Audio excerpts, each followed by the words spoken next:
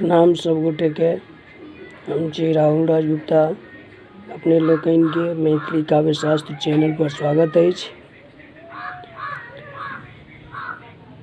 हमरा कतेको गोटा हमरा सुझाव देलनि जे मैथिली काव्य शास्त्र पर वीडियो निकालल जाओ तो नीक हेतै। तऽ आइ हमसब अपने लोकनि के बीच में मैथिली काव्य शास्त्र चैनल प्रारंभ केलहुँ। तऽ आज अपने लोकनि के जे सुझाव दी अपने के जे हमरा सबके की काव्य शास्त्रक अंतर्गत पढ़बाक अछि, तकर हम अपने लोकनि के बीच विश्लेषण करै छी। जे काव्य शास्त्र जे छै BA PG STT आ UGC नेट JRF में सेहो पूछल जाइत अछि। तेँ हम कहब कि काव्य शास्त्रक विशेष गहनसँ पढ़ल जाओ। तऽ आबी चर्चा करी कि हमरा सबके की पढ़बाक अछि। पहिल इकाई में छै ई काव्यक परिभाषा और लक्षण।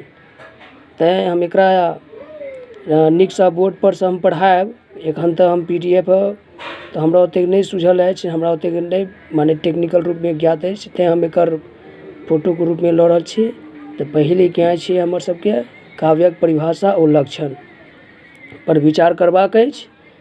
तऽ पहिल वीडियो जल्दी अहाँ सबके बीच में प्रारंभ भऽ जायत।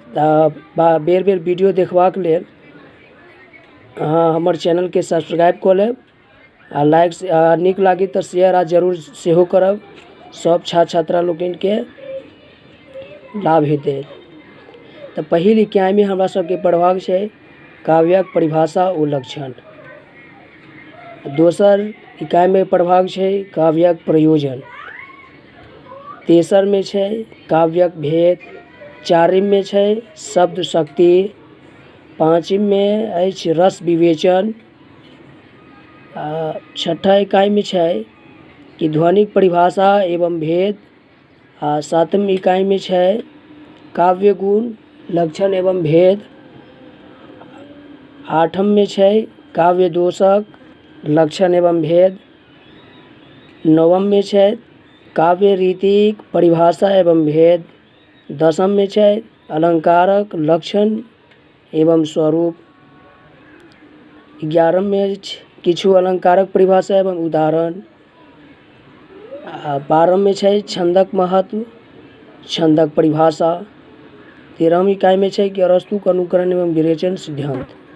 अपने के सूचित कर दी हम कि UGC नेट या STT काव्य शास्त्र से संबंधित जतेक छै प्रीवियस क्वेश्चन या आवे वाला क्वेश्चन जे परीक्षा में जायत तेकर हम सेहो एहि पर अध्ययन करायब।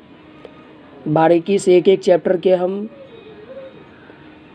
विश्लेषण करब। तेँ अपने सब एहि वीडियो पर